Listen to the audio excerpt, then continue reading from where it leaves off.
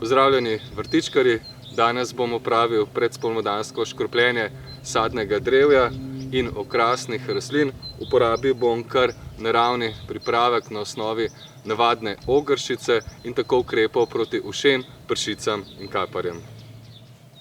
Se sprašujete, koliko škropiva je treba pripraviti za domač sadovnjak in okrasni vrt? Postopek je preprost. Sam sem ga opravil tako, da sem nekaj dni pred samim škropljenjem opravil slepi test z vodo in potem odčital, koliko vode sem porabil za škropljenje sadovnjaka in tudi okrasnih rastlin. Odčital sem, da sem porabil 8,3 litra vode, tako bom danes pripravil ravno toliko škropiva, kot ga potrebujem. Priprava škropilne mešanice z naravnim pripravkom na osnovi olja navadne ogrščice je sila preprosta.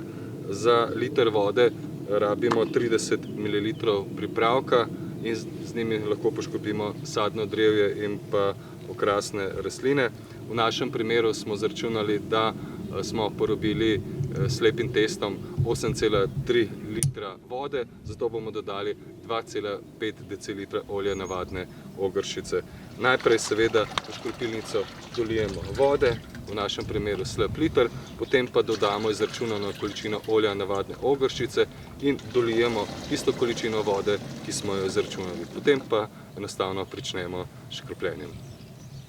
Z 8,3 litra škropilne mešanice na osnovi olja navadne ogrščice bom poškropil sadovnjak in del okrasnega vrta, tako bom že v tem zgodnjem spomladanskem času ukrepal proti ušem, pršicam in kaparjem.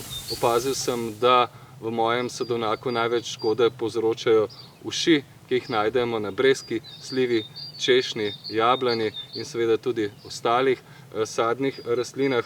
Tako bo dejansko s tem zgodnjem spomladanskim škropljenjem manj škode kasneje v vegetaciji, ko se rastlina olista, saj zatremo že te zgodnje faze škodljivcev, ki kasneje ne povzročajo škode.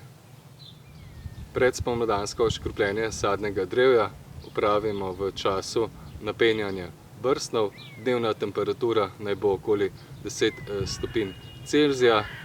Moje ime je Davor Špehar. Veseli me, da to leto vrtnarimo skupaj.